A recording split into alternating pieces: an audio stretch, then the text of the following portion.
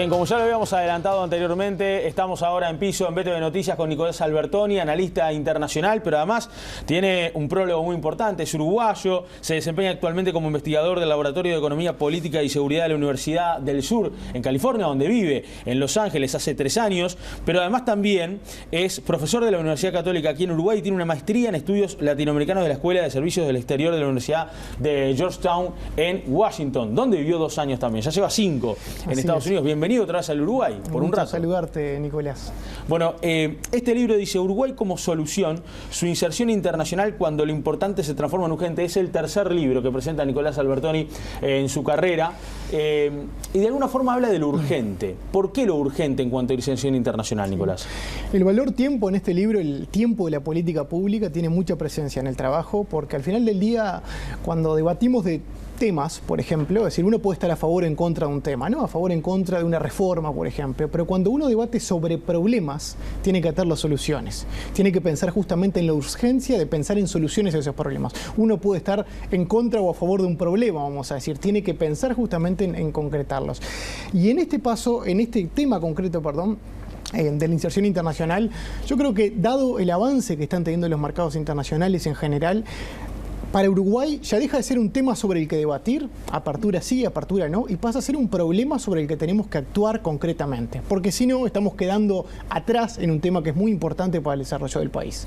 Vos hablas de una especie de retroceso relativo, ¿no? Sí. Hoy Uruguay está en un retroceso relativo. Primero explicarle a la gente lo que es un retroceso relativo. Sí, el retroceso relativo busca mostrar de que al final del día hoy estar quieto en el contexto internacional es retroceder, porque uno no compite solo, ¿no? Es decir, uno no está solo vendiéndole a China.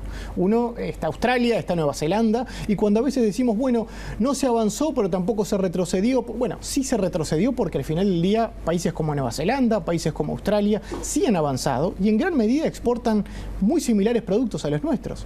Entonces, quedarse quieto hoy, Nicolás, es retroceder, por eso lo del retroceso relativo, ¿no? De que es un otro tipo de retroceso no real, pero físicamente uno ve que quedar quieto es retroceder, ¿no? ¿Y cuánto puede incidir poder cerrar los acuerdos que hoy, por ejemplo, Uruguay tiene de alguna manera en negociación, pero lleva mucho tiempo estancado de alguna forma en esos temas, sí, ¿no? Ese es un tema, la Unión Europea, que acaba de ser como una, bueno, símil buena noticia, vamos a decir, que es un primer paso lo que hemos visto, también deja entrever casi un cuarto de siglo negociando el acuerdo, ¿no? Y este tema no terminó ahora, después pasa el debate político. Entonces, incluso hasta las buenas noticias nos deberían hacer reflexionar que realmente existe una falta de consenso en estas cosas. Hace pocos días, en la Casa Blanca, a Uruguay también se lo hacía notar de sus relaciones con China. Entonces, Uruguay acaba de ser parte de este acuerdo de la Ruta de la Seda, que es un acuerdo a 2049 que tiene China. Y uno se pregunta, bueno, ¿eso se consensuó con los actores políticos, siendo que es de tan largo plazo el proyecto? En fin, lo que quiero resaltar es que incluso hasta las buenas noticias muestran de que faltan consensos en estos temas, ¿no? Y precisamente en el libro hablas también de los debates políticos, ¿no? Que se pierde mucho tiempo a veces en debates políticos. Sabemos que hay referentes del partido del gobierno, por ejemplo, el propio ministro de Relaciones Exteriores, que es afín a poder terminar de concretar varios de los acuerdos comerciales que Uruguay por ahí tiene con el EFTA, con Canadá, con Corea del Sur, en fin, varios de los acuerdos que todavía están pendientes en negociación, como también lo está en otra etapa ya el de la Unión Europea.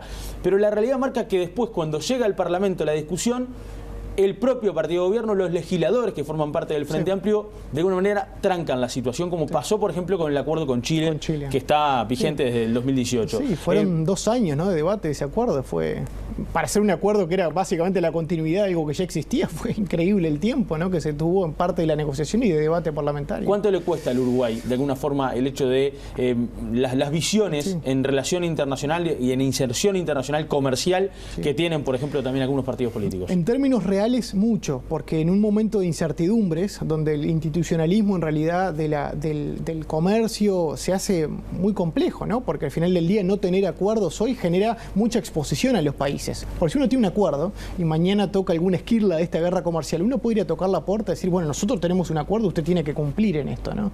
No tenerlo nos deja muy vulnerables. Entonces, todo el tiempo que se retrase para concretar acuerdos y dar un marco institucional a la inserción del país debilita los procesos. Pero después otra cosa, Nicolás, que son las señales. decir, que un gobierno, que un grupo de técnicos fantástico como de verdad lo tiene la Cancillería, eso hay que aclararlo, muchos de ellos colegas y amigos, algunos que han negociado estos acuerdos, avanzan de diferentes partidos, pues imagínense que en esos términos no es el tema partidario, es técnico, pero después las señales políticas son totalmente contradictorias.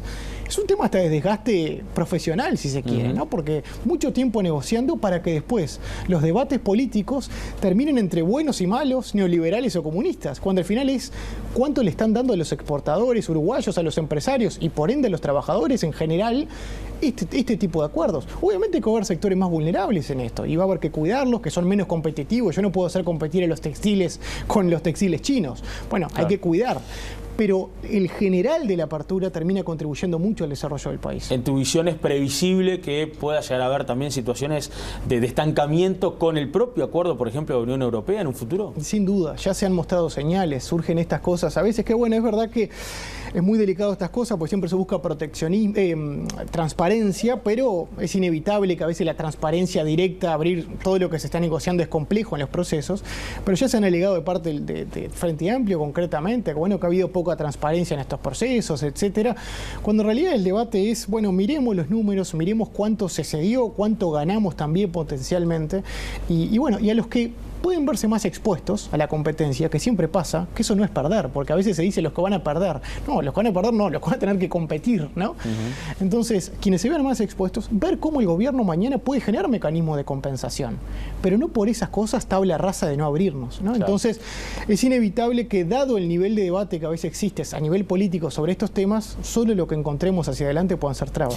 Claramente que los pensamientos políticos también están reflejados en este libro. Por ejemplo, en el prólogo del libro de Nicolás, participan 3 candidatos ahora, sí, porque estamos hablando de Luis Lacalle Pou del Partido Nacional, de Daniel Martínez del Frente Amplio, que ganaron sus respectivas internas el domingo 30 de junio, de Pablo Mieres, que no tuvo internas, pero que sabemos que es el candidato del Partido Independiente, pero además participa también Julio María Sanguinetti, el expresidente de la República, que de hecho no va a ser el candidato del Partido Colorado, pero tiene una visión muy similar a la del candidato del Partido Colorado, Ernesto Talvi, en este aspecto.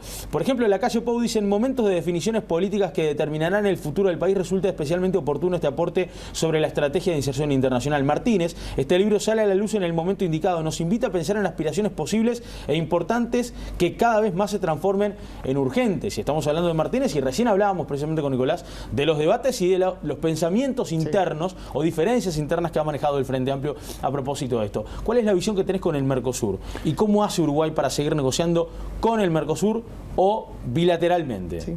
Pues yo creo que el futuro posible de Mercosur no es ni la refundación ni darle la espalda, es básicamente modernizar el acuerdo existente. Y te doy un ejemplo. Hoy de todos los acuerdos comerciales que existen en el mundo, 400 y tantos, es decir, uno firma un acuerdo y tiene que inscribirlo en la OMC, vamos a decir, hay 400 y tantos acuerdos. El 90% de esos acuerdos, Nicolás, son zonas de libre comercio. Quiere decir mecanismos flexibles, que yo negocio un acuerdo contigo, pero tú después no me puedes prohibir negociar con otro país. El 10% restante son integraciones más profundas, uniones aduaneras, mercado común. Nosotros, Mercosur, desde el 91, está queriendo ser una unión aduanera que de hecho no lo es. Es hora, 30 años, de darnos cuenta de que el mundo está yendo hacia otro lado.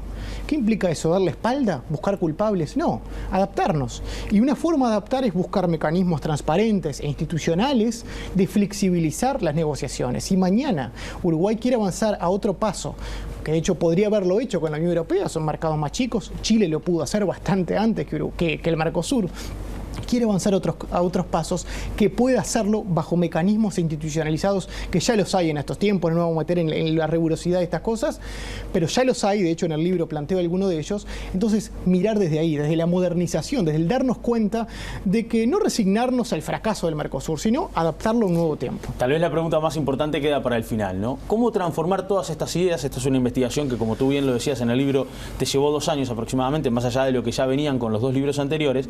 ¿Cómo se transforman estas ideas, estas iniciativas, en la realidad y en los posibles acuerdos comerciales que Uruguay puede terminar de concretar? Bueno, yo siempre he tenido la apertura, ¿no?, de diálogo. De hecho, vaya, en los 4 prólogos está esa apertura. Obviamente tengo mis convicciones políticas y así las de raíces vallistas, ¿no? Siempre he trabajado en ese sentido, pero eso no quiere decir que la apertura sea llevar estas ideas a como uno se imagina que un gobierno de coalición podría estar afín a este tipo de cosas.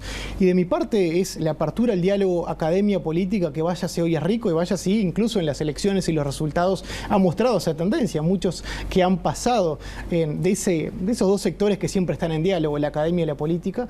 Entonces, por decirte, primero está el papel, pero sin duda este libro busca no quedarse en el papel, sino pasar de la intención a la acción, y va a ser de mi parte concretamente, pero de quien sea también tener la apertura para llevar estas ideas a la realidad, ¿no? Bueno, seguramente muchas entrevistas más te quedan en la agenda por Uruguay por ahora. Y sí, también visitando a la familia, visitando amigos. El martes 16 se lanza el libro en la Universidad Católica, Bien. de hecho con un panel diverso interesante, así que bueno, también invitando a ese lanzamiento. En un día muy característico para el Uruguay, el 16 de julio. ¿Te volvés a Estados Unidos cuándo?